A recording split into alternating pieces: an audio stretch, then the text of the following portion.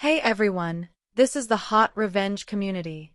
Ready to hear a new gripping story? Then get comfortable, because we're starting. The story is told from the perspective of the main female character. The downtown Chicago venue carried the unmistakable scent of wealth and discreet negotiations.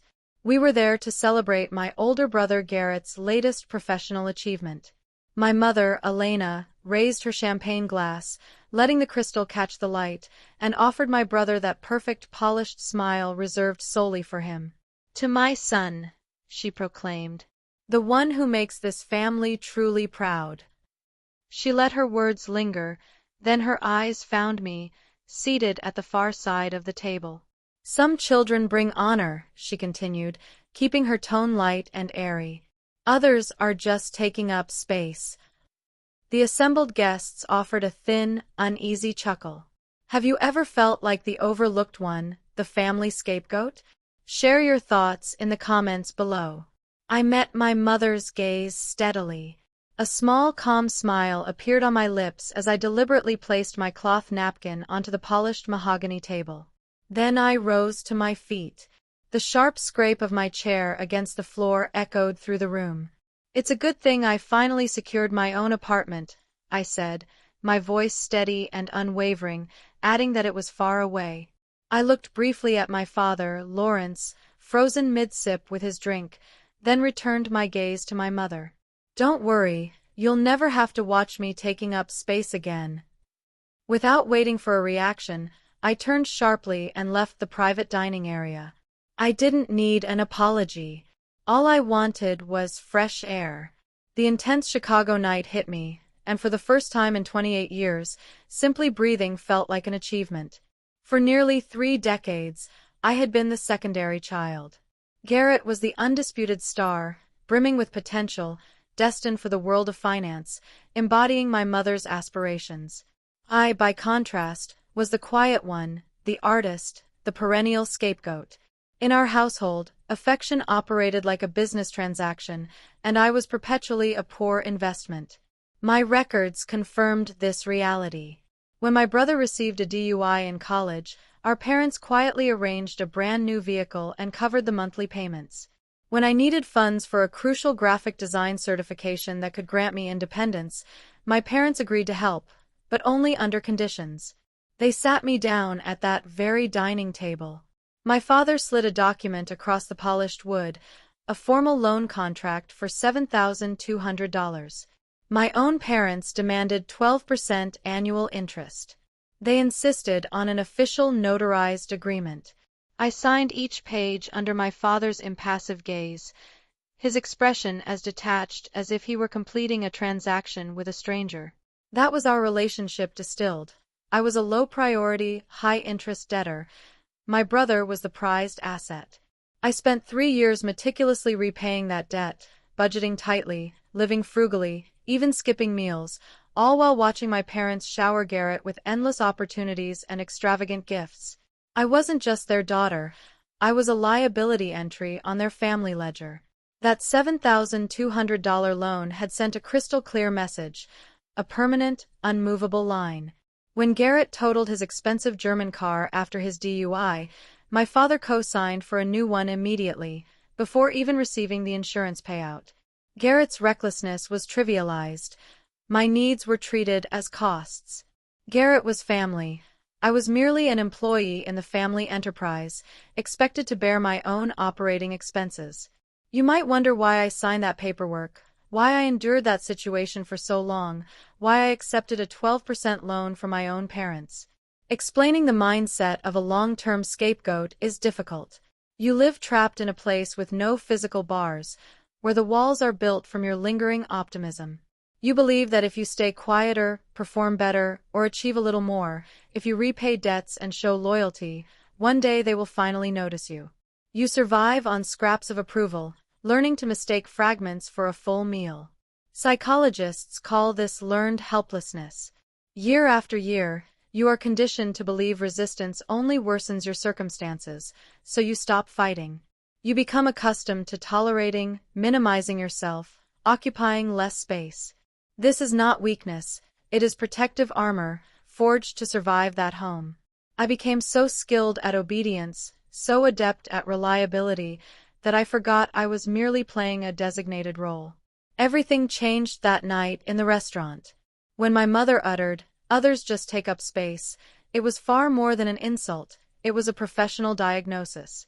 She wasn't merely stating an opinion, she was declaring that my entire history of effort, years of dutiful repayment, and attempts at being the ideal daughter had amounted to nothing.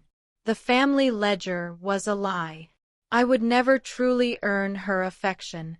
In that instant, my invisible restraints shattered. My survival instincts deactivated. I wasn't just leaving a dining room, I was walking out of a self-imposed prison I had inhabited for 28 years. Before unlocking the door to my new apartment, my phone buzzed incessantly. A message from my mother appeared. "You have completely embarrassed this entire family. Call me right away." I ignored it deliberately. I stepped into my tiny apartment and inhaled deeply. The air had never felt so pure. Another buzz. My father. "Your mother is heartbroken. You must apologize for this selfish, theatrical display." I dropped my keys into the ceramic bowl by the entryway. Another buzz. "Garrett. Rhea, that was totally messed up. Just contact them." They weren't remorseful. They weren't reflecting. They were furious that the designated scapegoat had abruptly stepped off the stage midway through their play. I calmly prepared a cup of herbal tea, noticing how perfectly steady my hands were. I settled onto my sofa, watching the constant glow of my phone light up the dark room. Calls from Mom. Calls from Dad. Another call from Mom. Then a notification popped up from social media. My mother had posted something publicly. I clicked the link. There it was, a radiant, smiling photo of her and Garrett from the event. The caption read, "So deeply proud of my phenomenal son." It's genuinely heartbreaking when certain children forget the intense sacrifices their parents have made for them. We can only pray they eventually find the proper path back home. The comment section was already filling up. "You are such a fantastic mother, Elena. Thinking of you." It was a stroke of genius. She had immediately rewritten the entire narrative. I wasn't a person who had been publicly shamed. I was now cast as a lost, ungrateful child deliberately causing her pain. I set my phone down flat. That post was the final piece of evidence I needed. It confirmed that her toast had not been a careless mistake. It was an explicit mission statement. So I did what I had always done best. I organized myself. I did not call. I did not text back. I refused to engage with the social media drama. I opened my laptop, logged into my bank's online portal, and checked the outstanding balance on family loan contract number 114B, $411,258. I selected the option to make a payment and manually entered the entire remaining sum. I hit submit and watched the confirmation page load completely. Next, I opened my email client and composed a new message to my mother, father, and brother. The subject line read, "Family loan contract 114 be paid in full."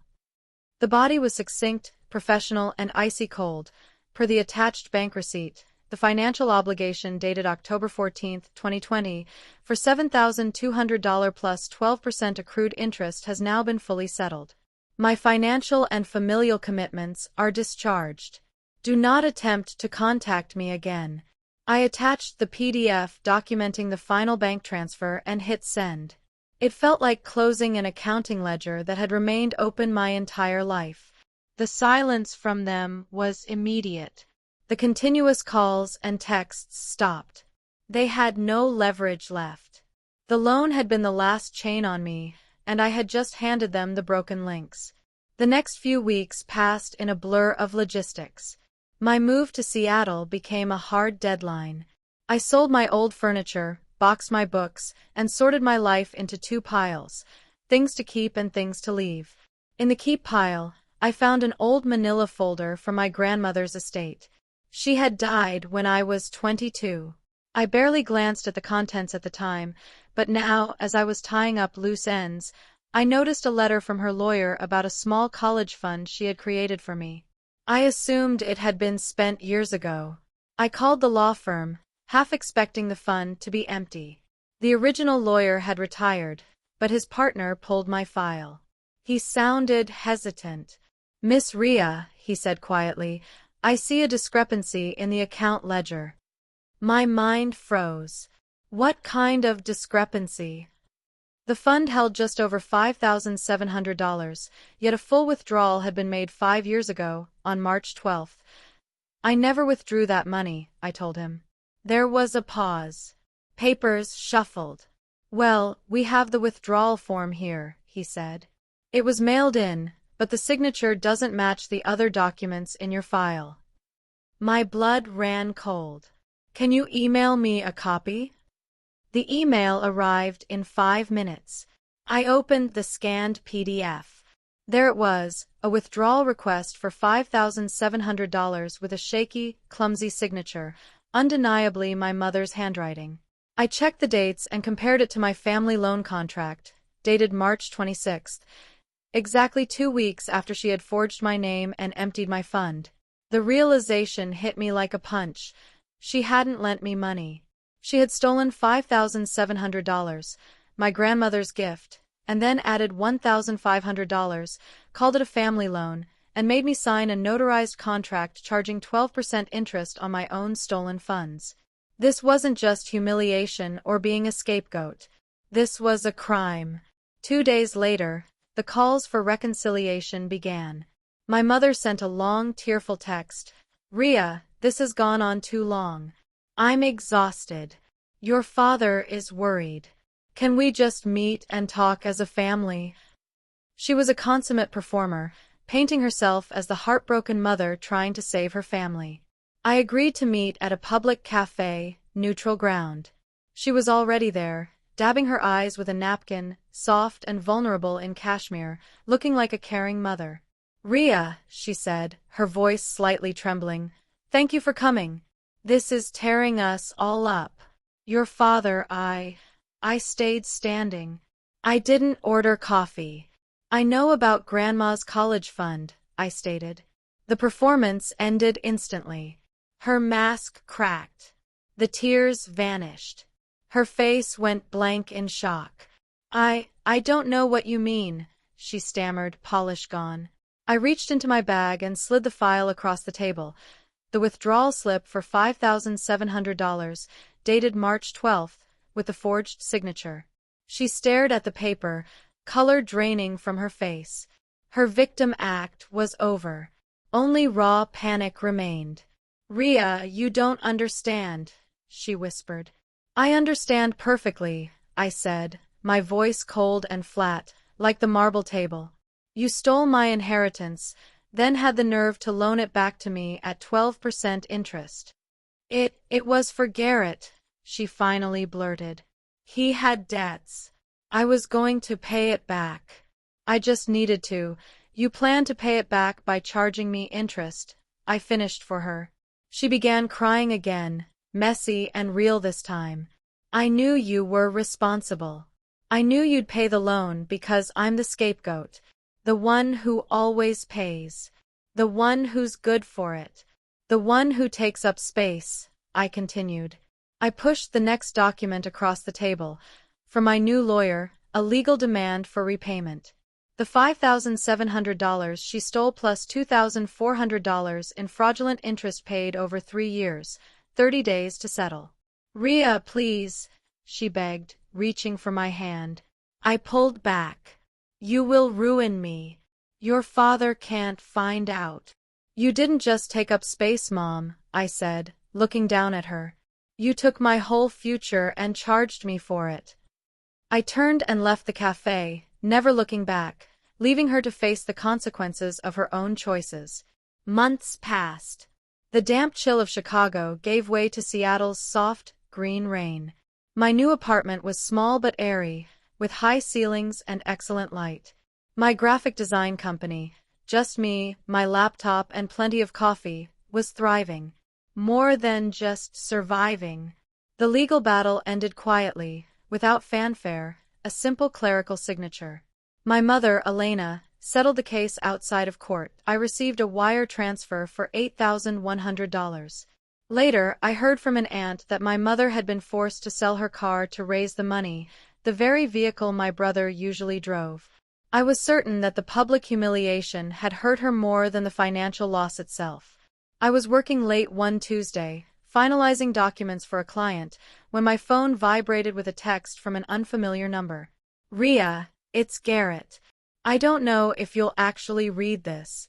Mom finally confessed what she did, the forgery, the whole truth about the loan. I'm truly disgusted.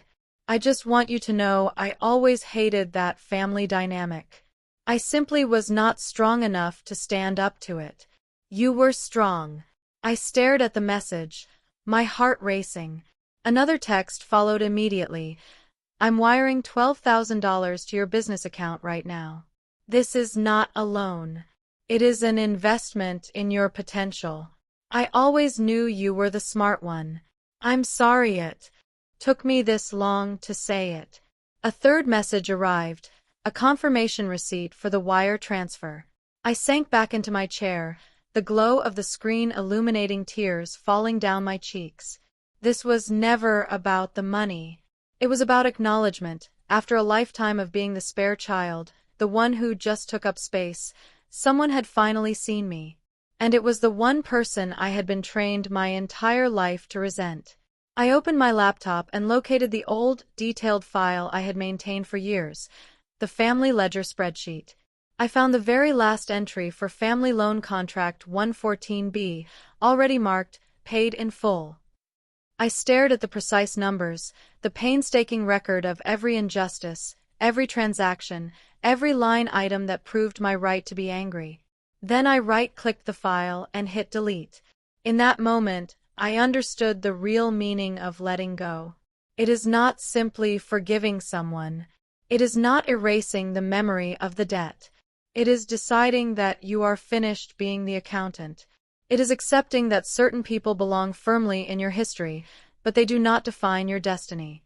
We are taught that blood creates the strongest connection, that family is our only fortress.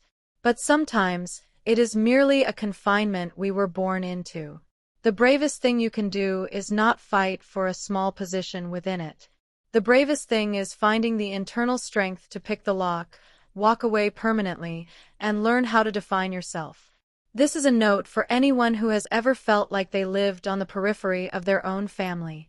To the one who was constantly too sensitive, too difficult, or simply too much. To the one who learned to shrink down, to be the peacekeeper, to sacrifice your own needs so you wouldn't disturb anyone else's comfort. I need you to hear this truth. You are not difficult. You are simply in a room too small for your potential. You are not too sensitive. You are finely attuned to the injustice everyone else has chosen to ignore. Your intrinsic value is not determined by their inability to recognize it. You do not need to set yourself on fire to keep them warm. It is absolutely okay to walk away. It is okay to create your own chosen family. It is okay to be the one strong enough to break the cycle permanently. Your life is not a mere obligation. It is a unique story. Go write the next chapter now. Took me this long to say it. A third message arrived, a confirmation receipt for the wire transfer. I sank back into my chair, the glow of the screen illuminating tears falling down my cheeks. This was never about the money. It was about acknowledgement. After a lifetime of being the spare child, the one who just took up space, someone had finally seen me. And it was the one person I had been trained my entire life to resent. I opened my laptop and located the old, detailed file I had maintained for years, the family ledger spreadsheet. I found the very last entry for Family Loan Contract 114B, already marked, paid in full. I stared at the precise numbers, the painstaking record of every injustice, every transaction, every line item that proved my right to be angry. Then I right-clicked the file and hit delete. In that moment, I understood the real meaning of letting go. It is not simply forgiving someone. It is not erasing the memory of the debt. It is deciding that you are finished being the accountant. It is accepting that certain people belong firmly in your history, but they do not define your destiny. We are taught that blood creates the strongest connection, that family is our only fortress.